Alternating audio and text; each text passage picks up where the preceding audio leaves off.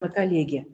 Итак, ребенок выписывает это предложение, в котором нужно поставить запятую или запятые, и далее ему необходимо представить это обоснование. Что же из себя представляет это обоснование? Итак, обоснование – это вот как раз характеристика предложения. Какой тип предложения сейчас ребенок анализирует? Простое или сложное?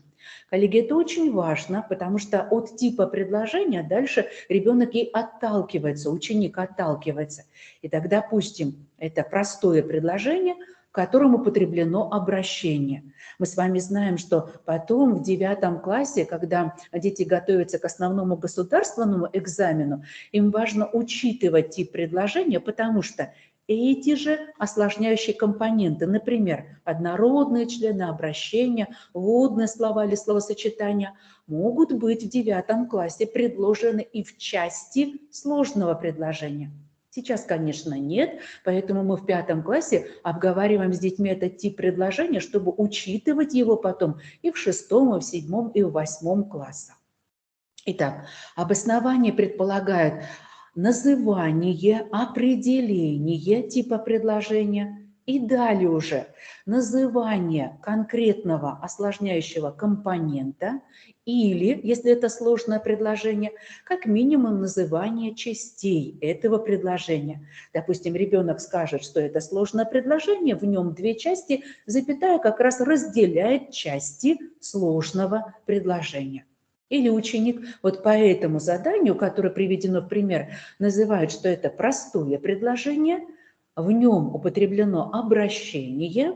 Обращение у нас находится внутри предложения, не в начале, не в конце, поэтому оно отделено 2 запятыми, то есть с обеих сторон. Итак, уважаемые коллеги, обоснование состоит из нескольких частей. Поэтому, когда вы показываете эталонный ответ детям, вы, конечно, показываете не только само предложение, которое он выписал, это только первая часть этого задания. Вы как раз еще и показываете само обоснование, то есть основание, в котором у вас написано, какой это тип предложения, что в этом предложении мы видим, и, собственно, какие условия в данном случае позволяют нам применить пунктуационное правило, поставить 1 запятую или поставить несколько запятых. Опять же, если мы говорим о примере задания в 5 классе, о задании номер 6, то мы с вами говорим о том, что это обращение может быть употреблено в конце предложения, и тогда у нас будет только 1 запятая. Оно может быть употреблено в середине, внутри предложения, и тогда у нас будут 2 запятые. Ну и мы с вами понимаем, что, конечно, могут быть и другие знаки препинания, но в 6 задании, я имею в виду для обращения могут быть другие знаки препинания, но в 6 задании, в 5 классе, как правило, детям предлагают разобраться с запятой или запятыми. Уважаемые коллеги, посмотрим, какие еще развернутые ответы предложены детям в 6 классе, в 7 классе. Итак, в 6 классе задание 3 предполагает проведение, собственно, фонетического разбора, выявление как раз несовпадения количества букв и звуков. И здесь тоже необходимо объяснить причину несовпадения. Это значит, что в эталонном ответе, тогда, когда ребенок соотносит свое задание, которое он, например, выполнил на уроке или дома, или в рамках практикума, или контрольной, например, работы, вот он соотносит свое задание с эталоном, и он как раз должен увидеть, что в эталоне отмечено количество букв и количество звуков, при этом полный фонетический анализ дети, конечно, не производят, они указывают количество букв, количество звуков, а вот причина-то как раз будет связана с тем, какая буква не обозначает звука, или какая буква в этой позиции, в этом слове обозначает 2 звука. Итак, уважаемые коллеги, в эталонном ответе дети как раз должны увидеть, что из себя представляет объяснение причин. Вот 7 задание в 6 классе, она тоже предполагает работу с предложением, но здесь нужно поработать с тире, и мы с вами понимаем, что вот как раз это тире стоит между подлежащим и сказуемым, это вот как раз предложение 3, И заметим, что тоже этот пропедевтический курс синтаксиса и пунктуации дети изучают в 5 классе. Но при этом нужно помнить, какие уже знаки препинания детям известны, и каждый раз и в 5 классе, и в 6, и в 7, и в 8 возвращаться к тому, что уже изучено.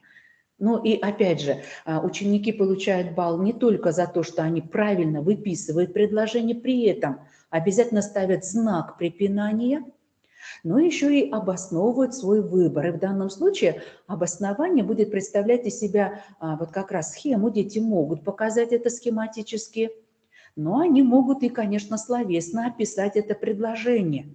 То есть они будут говорить о том, что здесь подлежащее и сказуемое выражено существительными в именительном падеже, роса, вслед, и поэтому между таким подлежащим и сказуемым необходимо поставить тире.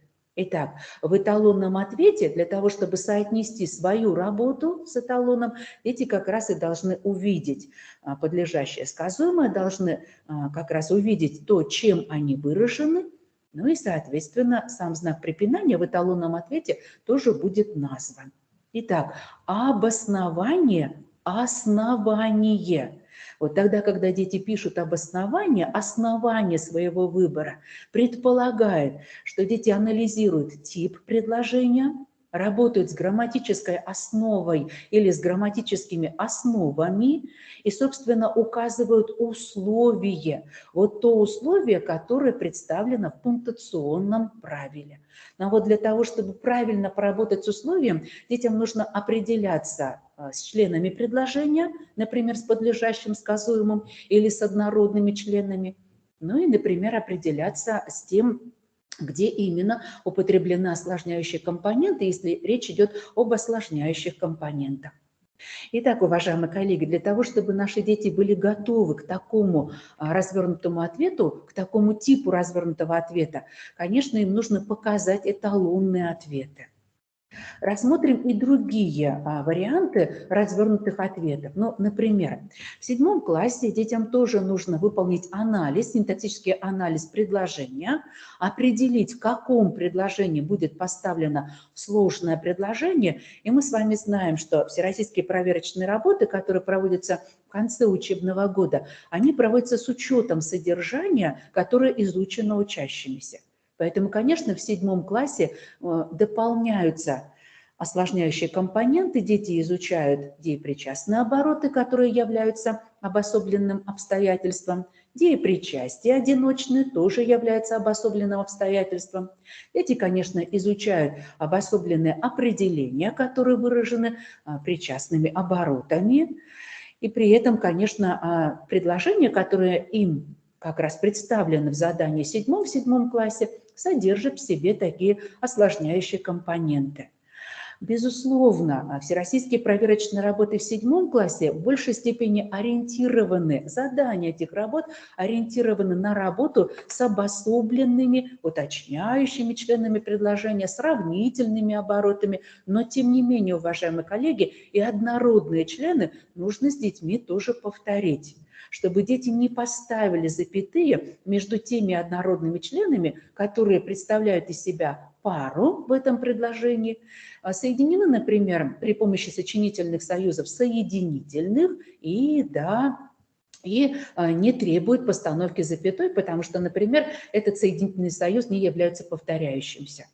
То есть повторить эти условия, эти пунктуационные правила тоже очень важно. Итак, уважаемые коллеги, детям нужно правильно выписать предложение и потом опять же его обосновать. И мы с вами понимаем, что очень важно начинать с типа предложения. Это вот как раз позволяет детям сконцентрироваться потом к 9 классу на том, что мы изучаем в рамках синтаксиса, в рамках этого раздела разные типы предложений. Итак, учащиеся называют тип предложения, называют сам осложняющий компонент. Вот, например, посмотрите на 7 задание в 7 классе. Возвращаясь из Петровского, мы сбились с дороги, долго плутали в лесных оврагах. Обратим внимание на то, что задание предполагает, что учащиеся выпишут предложение, в котором нужно поставить одну запятую. А вот в первом примере, который я сейчас зачитала, нужно поставить 2 запятые. Одна запятая как раз будет обозначать наличие обособленного обстоятельства, выраженного деепричастным оборотом, возвращаясь из Петровского, а вторая запятая, она как раз и будет обозначать наличие однородных членов. Ну, не сама запятая, конечно, будет обозначать наличие, а запятая будет отделять однородные члены, сбились, поудали.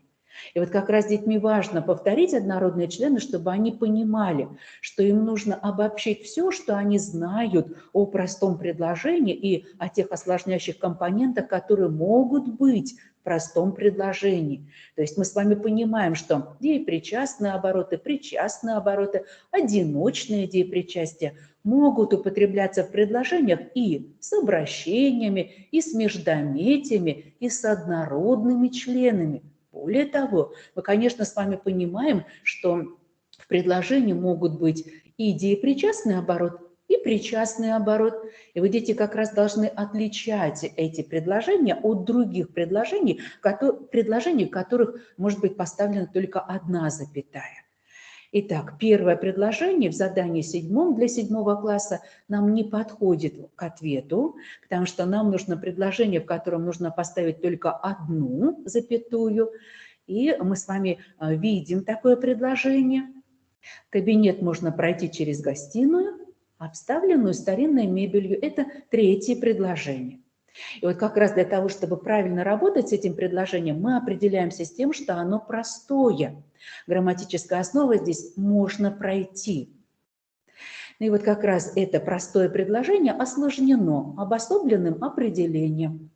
Это тоже очень важно, уважаемые коллеги, потому что если бы это было сложное предложение, и в части этого сложного предложения еще бы и был причастный оборот, обособленное определение, то запятых могло бы быть и больше. Поэтому, уважаемые коллеги, вот обращаем внимание детей на тип предложения. Уточняем, что за тип предложения, где грамматическая основа. Убеждаемся в том, что здесь, например, одна основа или здесь 2 основы, и тогда мы явно работаем со сложным предложением. То есть конструкции, те, которые представлены в демонстрационном варианте, конечно, не только те, которые вот есть сейчас, да, в открытом вот этом демонстрационном варианте, конструкции могут быть самые разнообразные. Итак, мы указываем тип предложения, конечно же, обозначаем, какой осложняющий компонент здесь употреблен. Либо это обособленное определение, либо обособленное обстоятельство. Предполагаем, что в реальных вариантах заданий детей могут быть и однородные члены, хотя для однородных членов есть задание 8.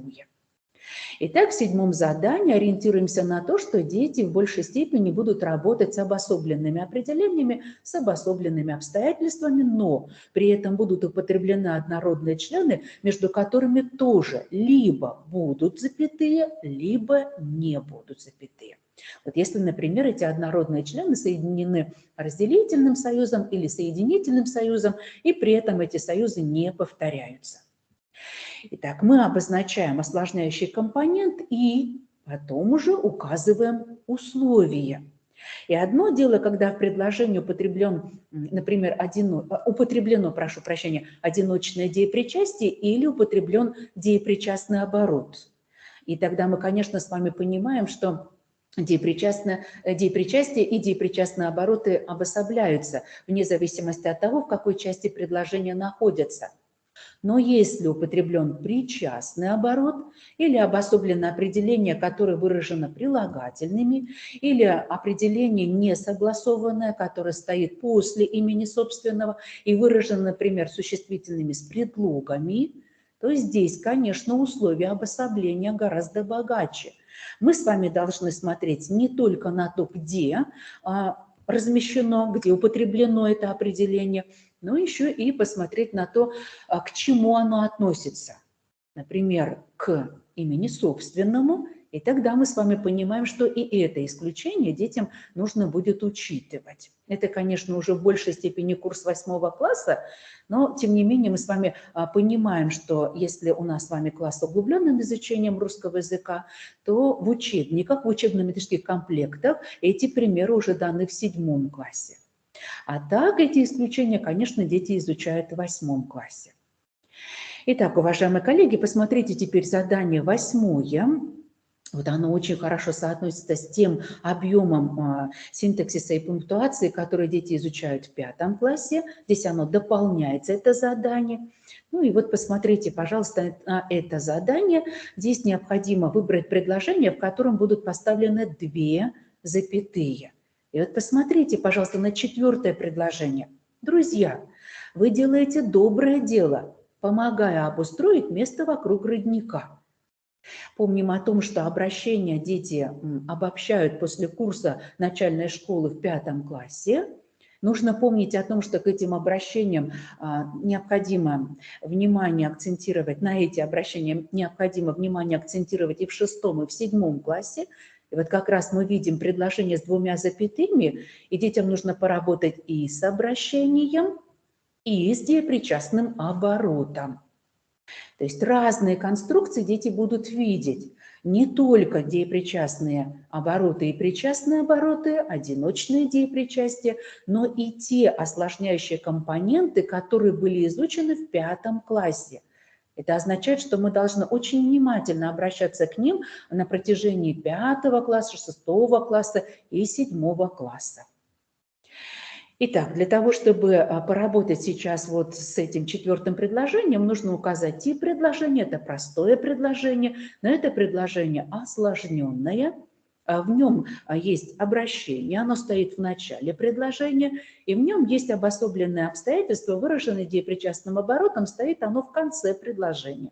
И таким образом мы с вами говорим о том, что мы здесь ставим 2 запятые, потому что у нас есть 2 осложняющих компонента. Мы отделяем с вами обращение, и мы обособляем с вами деепричастный оборот. Давайте мы с вами посмотрим и другие виды развернутых ответов. Развернутые ответы обоснования, основания нужны не только для того, чтобы работать с типами предложений, но еще и для того, чтобы поработать с орфографическими правилами. И вот как раз эти орфографические правила у нас есть в 8 классе. Вот перед вами 3 и 4 предложение. Ну и, уважаемые коллеги, те из вас, которые работают в школе достаточно долго, вы, конечно, видели эти задания и в централизованном тестировании, которое проводилось перед тем, как было введено ЕГЭ. Вы видели, конечно, элементы этих заданий и непосредственно на едином государственном экзамене, и на основном государственном экзамене. То есть этот тип задания у нас уже был в разных оценочных процедурах.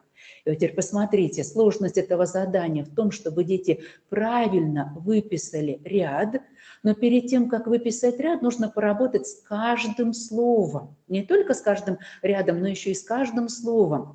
Определить часть речи и определить, собственно, те условия, которые сейчас влияют на слитное или раздельное написание. Но вот только потом найти ряд, в котором все слова пишутся раздельно, ну и дальше для каждого случая указать условия для каждого случая. Вот дети не понимают иногда, что значит для каждого случая, и поэтому здорово, если вы превращаете это задание в инструкцию. Каждый случай – это, по сути, каждое слово, часть речи. Потому что тогда, когда мы с вами работаем с этим правилом написания «мне» с разными частями речи, мы, конечно, учитываем часть речи. Глаголы, деепричастие, причастие, наречия, существительные, прилагательные. У нас есть условия, которые совпадают для разных частей речи, и есть условия, которые, например, относятся только к причастиям. Ну и есть условия, которые характерны, например, для деепричастий, для глагола. Итак, что же здесь будет являться условием? Необходимо называть часть речи. Для, например, 4 задания необходимо называть морфему, то есть правильно указать суффикс. Ну и, кроме всего прочего, нужно, конечно, вспомнить принцип написания. То ли это у нас, например, прилагательное, при котором употреблено слово, усиливающее отрицание, то ли у нас это краткое причастие, то ли у нас это существительное, которое употреблено в предложении, и в этом предложении наличествует, например, противопоставление, то есть у нас есть союз «а». Вот это если говорить о третьем задании. Ну и опять же, если мы работаем с вами с четвертым заданием, очень важно определить часть речи и форму. У нас с вами есть краткие прилагательные, краткие причастия. И вот как раз краткие прилагательные нужно отличать от наречий. И вот здесь, если правильно ребенок определит часть речи, уже большую часть условия написания он, конечно, обозначит.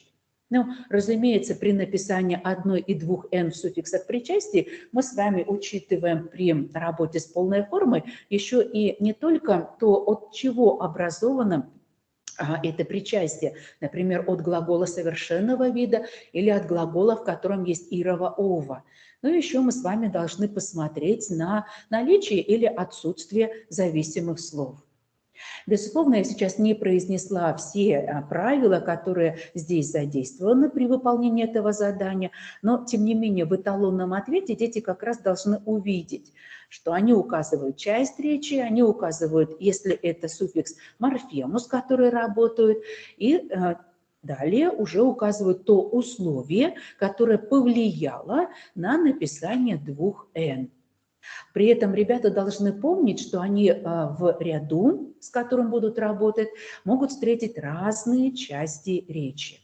Но вот сейчас мы с вами видим в основном причастие и прилагательные, которые употреблены и в краткой, и в полной формах, но при этом мы с вами понимаем, что объем задания, реального задания, которое дети видят, может быть увеличен. И вот как раз в 8 классе он может быть увеличен за счет всех тех частей речи, которые уже изучены. То есть ориентировать детей только на прилагательные, только на причастие не совсем, может быть, будет точно, корректно. Мы с вами понимаем, что есть и другие части речи, в которых тоже нужно поработать с выбором одной и двух «н». Итак, это тоже развернутый ответ, и этот развернутый ответ предполагает обоснование с опорой на орфографическое правило, на конкретное орфографическое правило. Вот теперь давайте мы с вами посмотрим на другие развернутые ответы, и с ними тоже будем работать, в том числе и с примерами детских работ, и с самими критериями. Напомню, уважаемые коллеги, что развернутые ответы в рамках всероссийских проверочных работ по русскому языку на уровне основного общего образования предполагают смысловой анализ текста. И вот первая позиция при работе с текстом – это определение и запись основной мысли текста. С основной мыслью текста дети работают и в 5, и в 6, и в 7, и в 8 классах. Кроме всего прочего, это работа еще и с фактической и концептуальной информацией. Это у нас задание в 5 и в 7 классах. Это работа с типами речи. Это у нас задание в 5 и в 7 классах. Это у нас работа со словами, со значением слова. И это работа с определением стилистической окраски слова или с подбором антонимов, синонимов.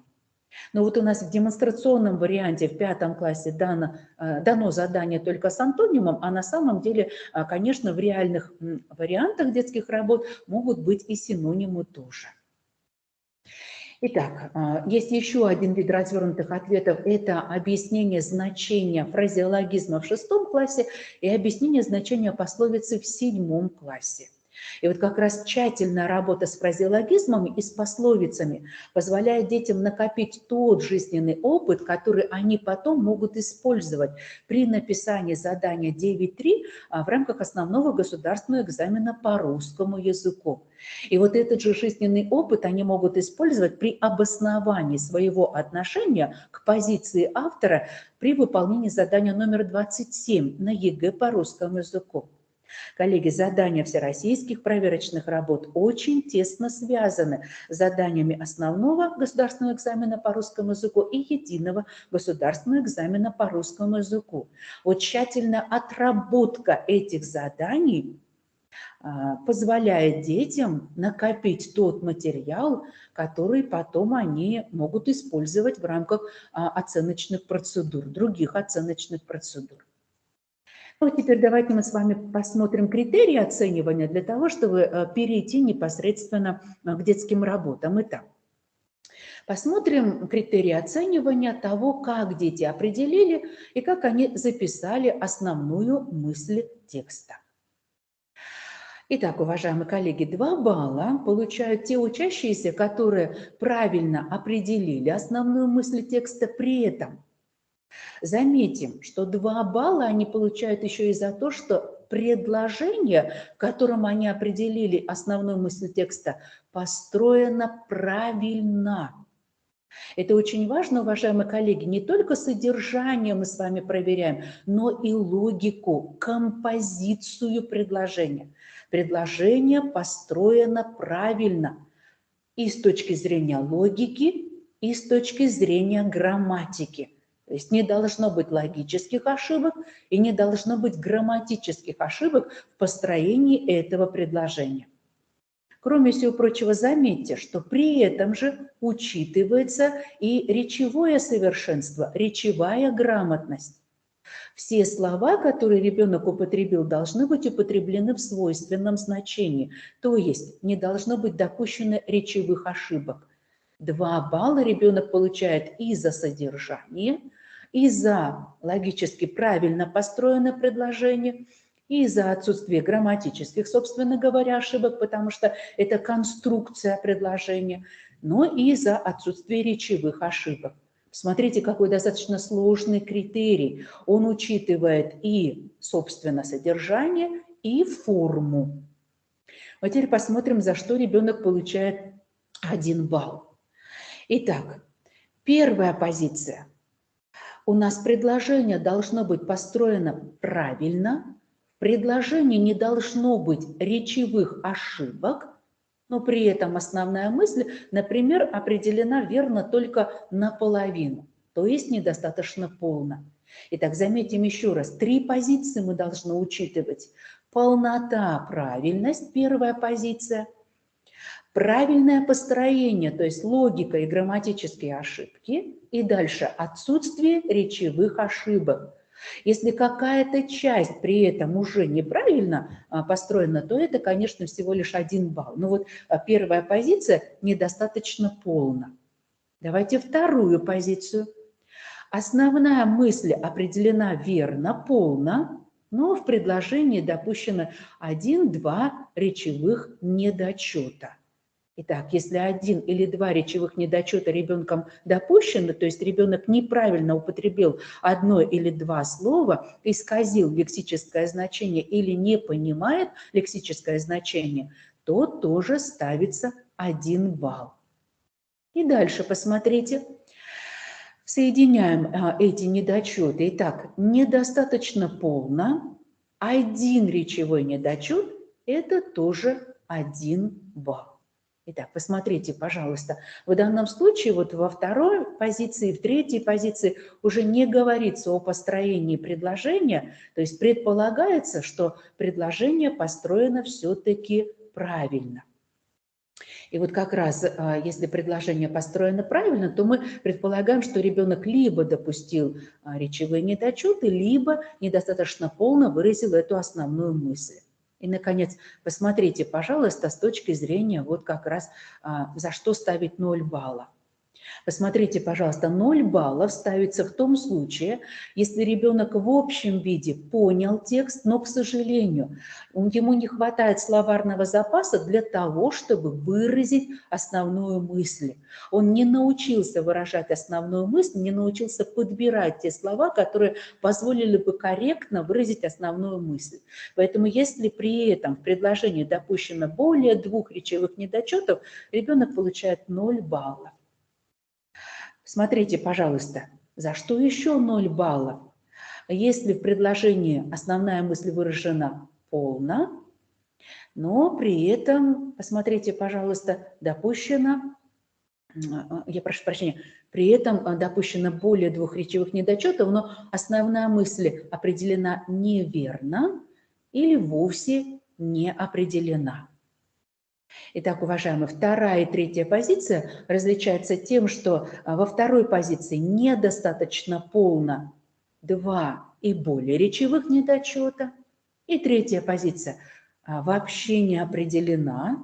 И понятно, что если она не определена, то есть эта часть ответа, эта часть бланка оставлена пустой, то мы, конечно, с вами ставим 0 баллов. Ну и посмотрите, если она вообще определена неверно, и при этом вне зависимости от того, есть или нет речевые ошибки, ну и, кроме всего прочего, ошибки в построении предложения и в словоупотреблении. Итак, уважаемые коллеги, 0 баллов предполагает, что ребенок либо не умеет определять основную мысль, либо допускает более 2 речевых недочетов, либо определяет недостаточно полно и при этом тоже допускает более 2 речевых недочетов, либо определяет совершенно неверно и при этом уже не зависит от того, есть или нет речевые недочеты. В любом случае он с этой коммуникативной задачей не справляется. Вот попробуем с этих позиций оценить те работы, которые были выполнены учащимися. Вот посмотрите, пожалуйста, на фрагмент текста. Уверена в том, что вы этот текст и этот рассказ Константина Георгиевича Паустовского знаете о коте-ворюге. И вот здесь только начало и концовка текста. Мы не знали, как поймать этого кота. Он воровал все: рыбу, мясо и сметану, и хлеб. Наконец нам повезло. Мы втащили кота в чулан и дали ему ужин.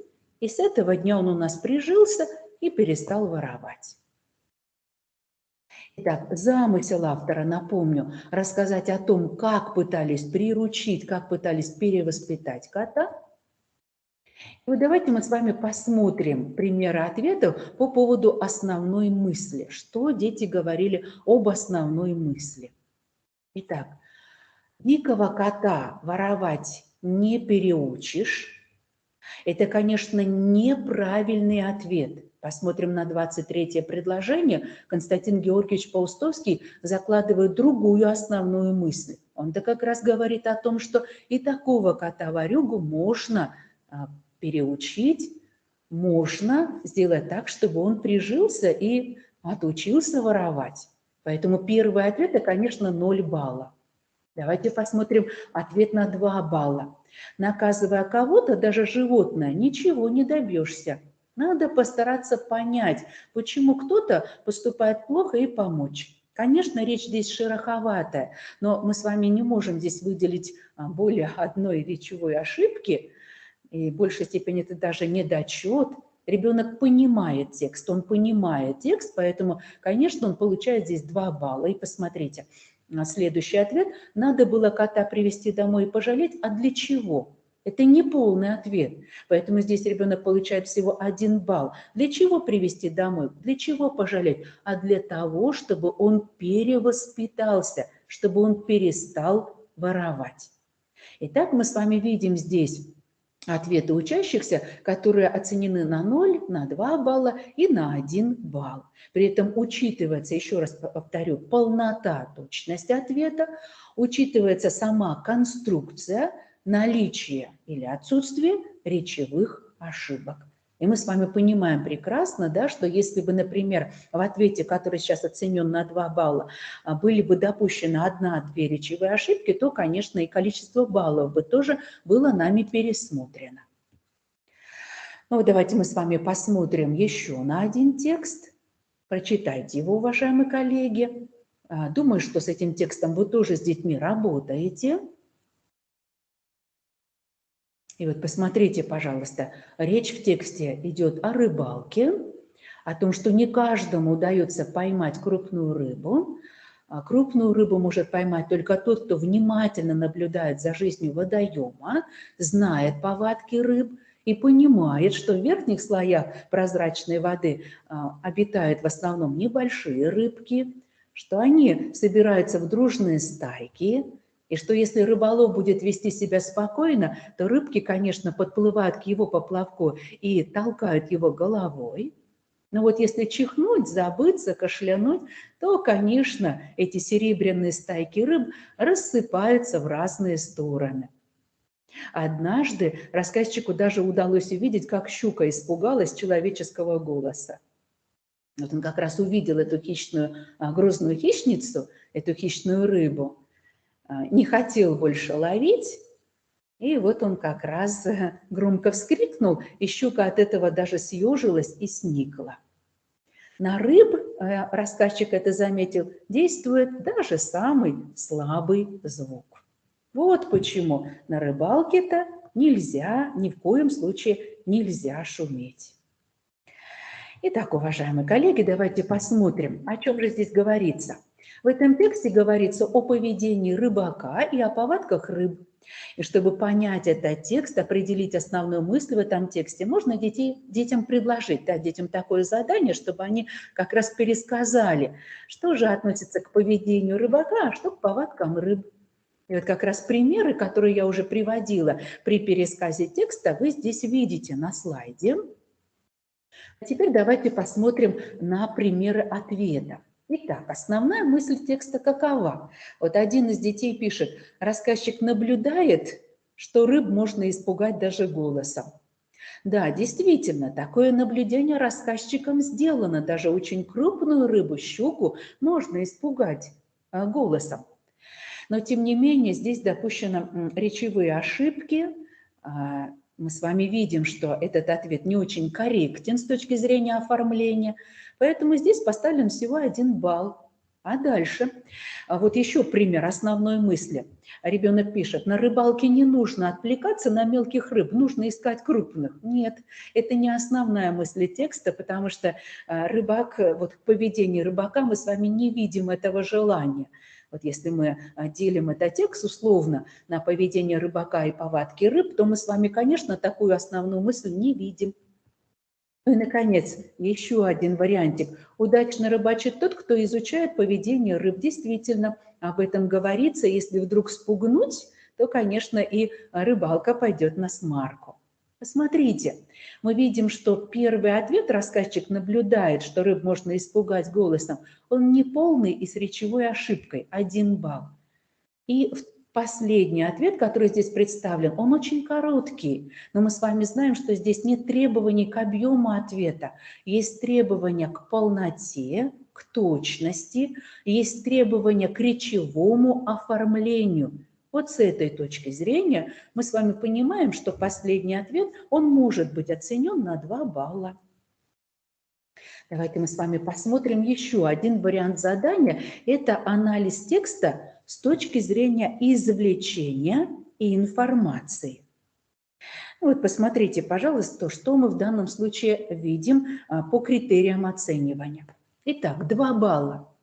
Если правильно извлечена информация. Но вот в 5-6 классах это в основном фактическая информация. А вот в 7 классах и в некоторых контрольных измерительных материалах и в 6 классе есть, конечно, и концептуальная информация, которая связана вот с оценкой поведения героев или с объяснением их поведения. Итак, 2 балла. Дан полный ответ – это содержательная сторона ответа, полный правильный ответ. И вот теперь посмотрим вторую сторону. Не должно быть много ошибок, можно допустить 1 речевой недочет, 1 орфографическую, или 1 пунктуационную, или 1 грамматическую. Итак, дан правильный полный ответ, может быть допущена 1 речевая или 1 орфографическая, 1 пунктуационная или 1 грамматическая. Иногда при проверке бывает, что пропускают вот этот союз «или». И получается, что 2 балла получает ребенок, у которого есть и пунктуационная, и орфографическая. А так не должно быть. То есть должна быть или такая ошибка. Итак, предположим, ответ полный, но в нем допущена и речевая, и грамматическая. Мы не можем поставить 2 балла. Предположим, дан полный ответ, но при этом допущена и орфографическая, и грамматическая. Мы не можем с вами поставить 2 балла. Посмотрим на 1 балл. Посмотрите, пожалуйста, на те формулы, которые вам даны. Итак, должен быть дан правильный ответ. Смотрите, дан правильный ответ. Мы видим, на 1 балл все равно ответ должен быть правильный, но при этом ребенок допускает одну речевую, одну орфографическую или. Итак, одна речевая и дальше посмотрите. Или же у нас одна орфографическая, или одна пунктуационная, или одна грамматическая. И тогда мы можем с вами поставить 1 балл. То есть одна речевая и дальше. Или такая, или такая, или такая. Но не вместе, ни в коем случае не вместе. Посмотрите. Или, и дальше смотрим. Одна речевая, 2 орфографические, но при этом не должно быть пунктуационных грамматических. Или одна речевая, 2 пунктуационные, но не должно быть орфографических или грамматических. Или полный ответ, но при этом речевая и нет орфографических, пунктуационных, 2 грамматические. Ну и теперь посмотрите, пожалуйста, вот в ответе может быть несколько предложений, и при этом не должно быть, прошу прощения, допущено более 3 ошибок. Вот более 3 ошибок, ну, никак не должно быть допущено. Вот здесь вот в сноске, которая вам внизу дана, уже нет никакого «или». Здесь просто вот пример того, как может быть. Ну вот еще раз рассмотрим, да, например, первый пунктик – речевая, орфографическая плюс пунктуационная. Или речевая плюс 2 орфографических, или речевая плюс 2 пунктуационных, или речевая плюс 2 грамматические, но никак не более 3. Вот если более 3, то еще раз, да, посмотрим, мы должны с вами учитывать, как они между собой могут соотноситься, эти ошибки. Смотрите очень внимательно. У нас не может быть, допустим, 2 орфографические, речевая ошибка и плюс еще пунктуационная. Нет. Это уже не 1 балл, это уже гораздо большее количество ошибок. Вот давайте мы с вами посмотрим на текст. Обратите внимание, это достаточно известная история о Дурове, о Каштанке. Эта история описана в рассказе Чехова. И вот такой вопрос задан детям в 6 классе. Почему судья оставил собаку Дурову во время суда? Давайте посмотрим примеры ответов. Дуров очень известный актер. Мы с вами видим здесь пунктуационную ошибку. Он приманил собаку на улице. Судья прав, что оставил собаку артисту. Вот здесь мы с вами видим и грамматический недочет, но... Итак, здесь есть пунктуационный недочет, а здесь есть у нас грамматическая ошибка, но мы с вами должны понимать, что ответ никак не подходит к вопросу. Здесь нет объяснения причин, почему судья оставил собаку Дурову. Здесь есть пересказ. Здесь есть пересказ элементов этого текста. Приманил, и судья оставил собаку артисту. Итак, здесь 0 баллов не только потому, что здесь есть ошибки, а в первую очередь, потому что здесь нет ответа на то задание, которое было сформулировано. Еще посмотрим пример. Судья в суде увидел, что столяр хочет взять деньги, поэтому решил отдать собаку тому, кто к ней больше привязан, сможет позаботиться. Мы с вами здесь видим повторы, мы с вами видим одну речевую ошибку, и мы здесь можем поставить 2 балла. Вот при наличии одной речевой ошибки мы с вами можем поставить здесь 2 балла, потому что ребенок понимает, о чем идет речь в этом тексте, и осознает, кто из героев больше был привязан к этой собаке. Ну и, кроме всего прочего, ребенок понимает, кто согласился на материальное вознаграждение. Здесь нет ошибок, связанных с пониманием замысла автора.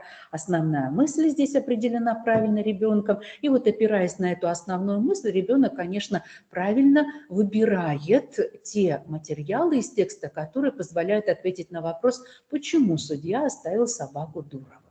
То есть причина здесь названа правильно. При наличии одной речевой ошибки мы имеем право поставить 2 балла.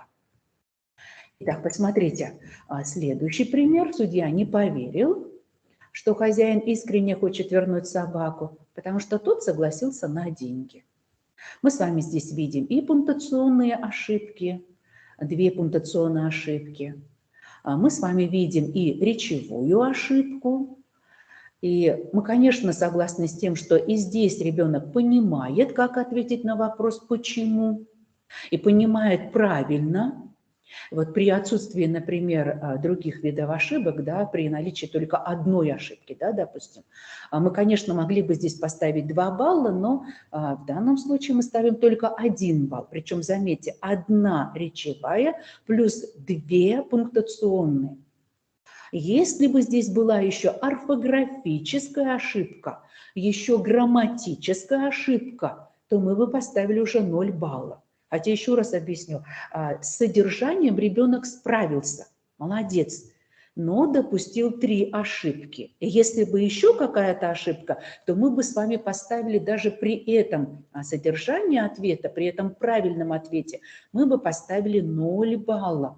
Вот обращайте внимание, ребят, на то, чтобы они обязательно проверяли свои развернутые ответы, потому что они теряют баллы из-за того, что не проверяют знаки препинания, не проверяют написание слов, не произносят про себя предложения и таким образом не редактируют речевые грамматические ошибки. Вот тогда, когда мы произносим про себя предложение, мы как раз и уточняем, ну, в переносном смысле, не спотыкаемся ли мы, действительно ли речь у нас здесь грамотная, предложение построено грамотно. Ну, давайте мы с вами посмотрим еще на формулировки заданий. Это вот как раз формулировка задания для анализа фразеологизма. И вот саму формулировку задания можно представить как инструкцию. Первый шаг – объясните и запишите значение фразеологизма, по сути, лексическое значение. То есть ребенок может подобрать синонимичное словосочетание и через это синонимичное словосочетание объяснить, как он понимает значение фразеологизма, то есть что, по сути, фразеологизм обозначает.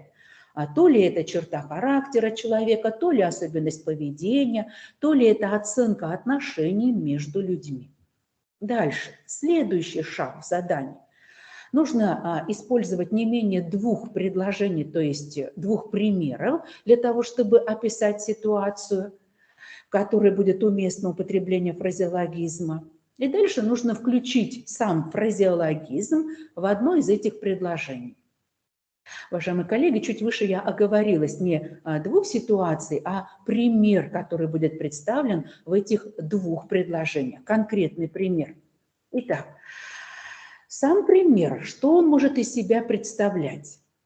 Это, конечно, может быть событие, потому что такие повествовательные примеры достаточно легко дети учатся приводить в 6 классе. Коли это событие, к которому подходит фразеологизм, то мы, конечно, называем место, когда это событие произошло, время, когда это событие произошло, и, соответственно, героев, которые так или иначе принимали участие в этом событии. Но и для того, чтобы у нас получилось второе предложение, мы, конечно, оцениваем, а что, собственно говоря, произошло, почему мы запомнили это действие или это событие, ну и к чему это привело. Ну и теперь давайте мы с вами посмотрим, за что ребенок получает 2 балла. Он получает 2 балла за то, что фразеологизм истолкован правильно. Это значит, что мы с вами должны найти ту часть ответа, как правило, это первая часть, хотя иногда ребята сначала приводят пример, а потом уже объясняют, почему этот фразеологизм подходит к этому примеру и что он обозначает. То есть такую конструкцию ответа мы тоже должны принимать. Итак, мы должны найти часть ответа, где фразеологизм истолкован, и истолкован правильно. Кроме всего прочего, мы должны убедиться в том, что ситуация названа, и эта ситуация истолкована с точки зрения фразеологизма.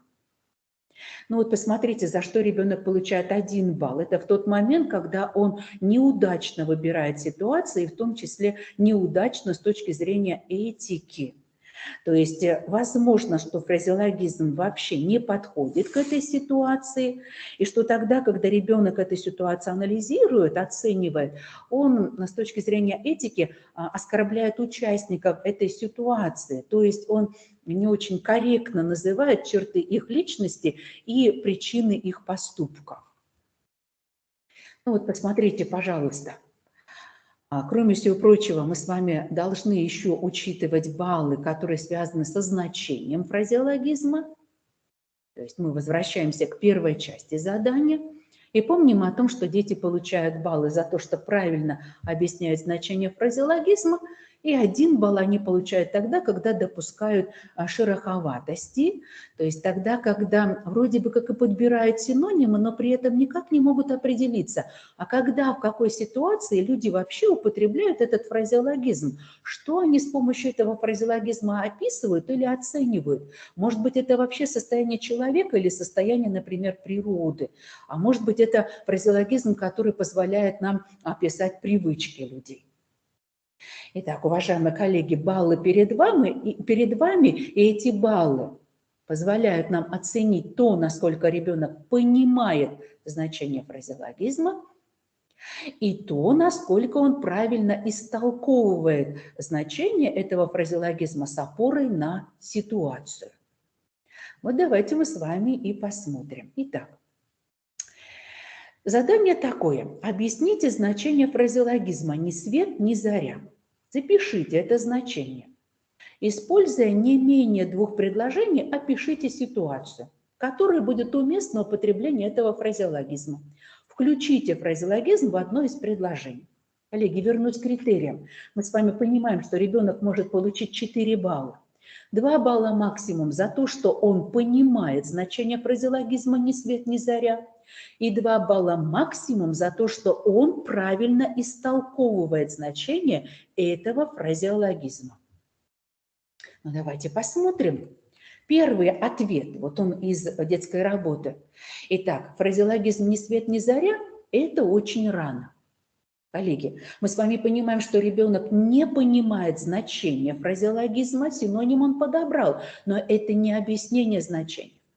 Более того, ребенок не истолковывает значение этого фразеологизма с опорой на ситуацию. Здесь ситуация вообще не названа. Почему нельзя засчитать, коллеги, значение? Потому что здесь не сказано, что рано. Рано ушел? Рано пришел? Рано проснулся? Рано вылетел? Рано сел в поезд? Коллеги, вообще никак значение не определено. То есть здесь не указано рано, что сделал.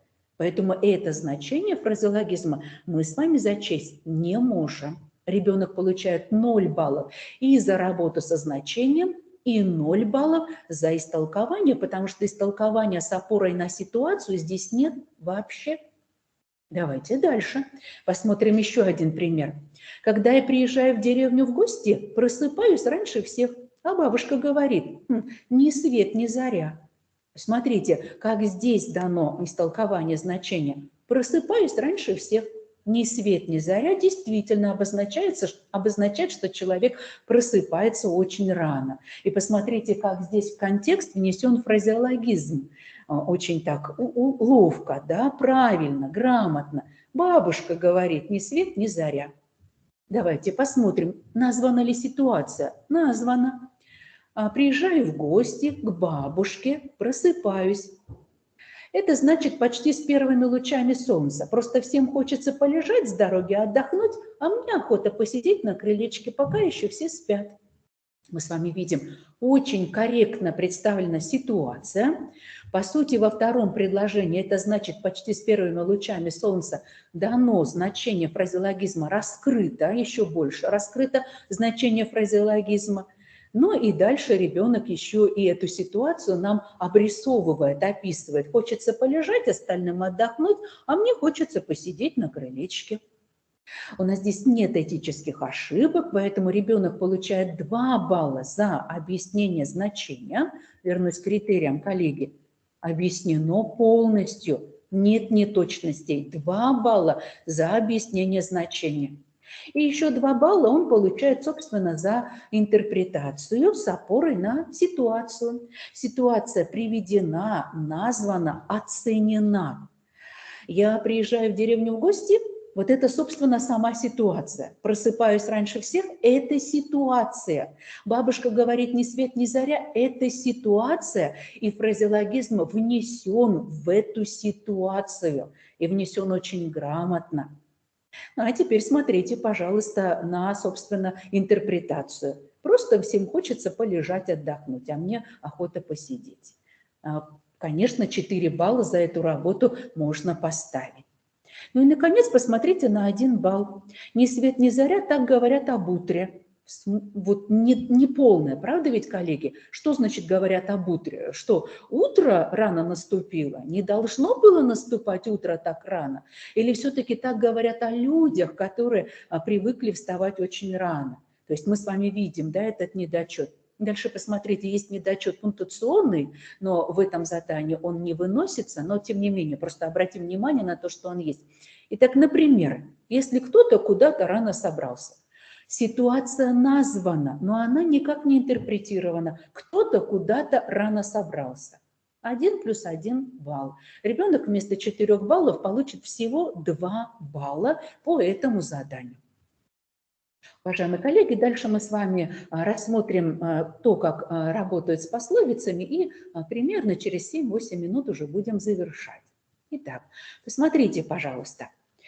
Задание. Объясните значение пословицы. И тоже первая часть критериев позволяет поработать с тем и оценить то, как дети объяснили значение пословицы. По сути, им тоже нужно подобрать синонимы, и эти синонимы уже позволят экспертам, проверяющим, уточнить, действительно ли ребенок осознает, о чем в пословице идет речь. И опять же, если допущена неточность, если дан неполный ответ, ученик получает всего 1 балл.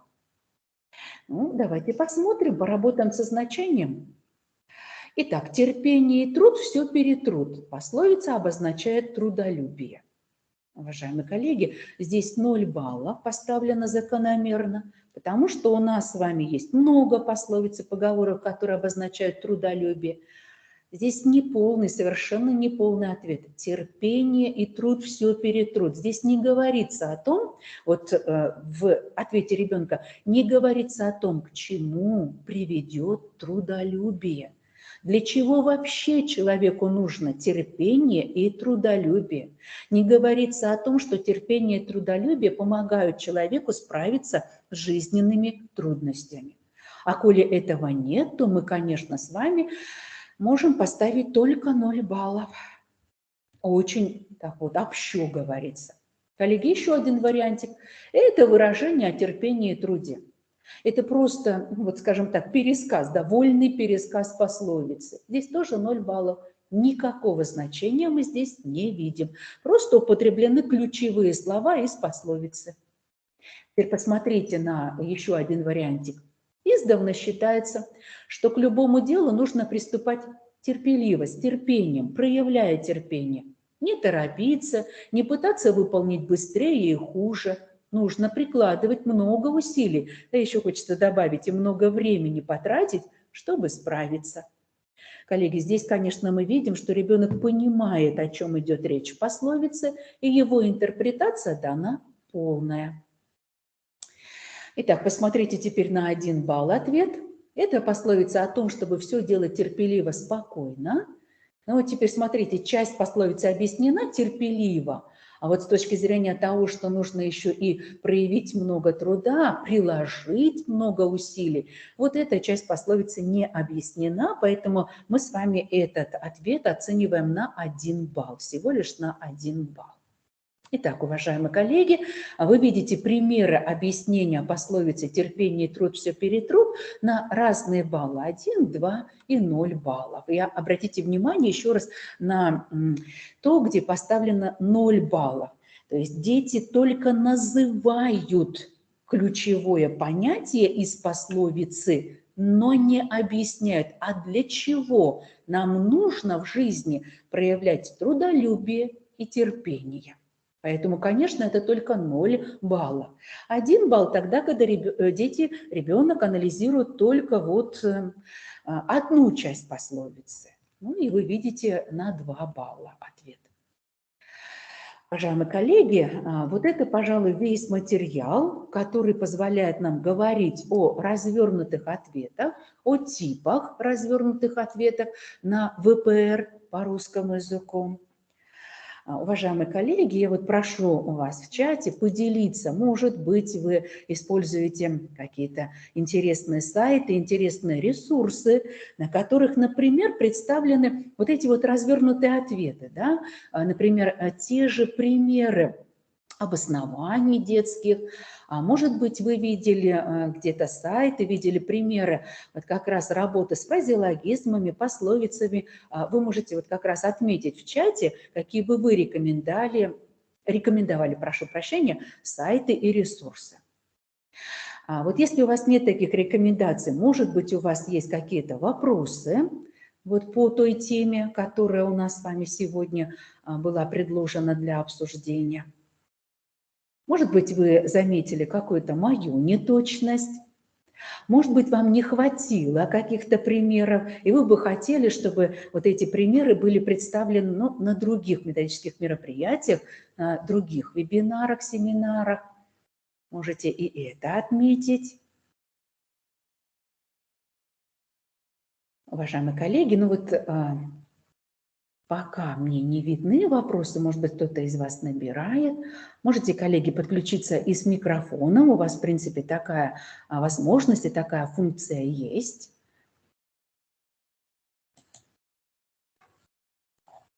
Угу. Уважаемые коллеги, можете с микрофоном подключиться, если так будет быстрее. Мы с вами потихонечку будем завершать нашу работу. Благодарю вас за то, что вы имели возможность подключаться. Угу. Уважаемые коллеги, желаю вам профессиональных успехов. Всего доброго. До свидания.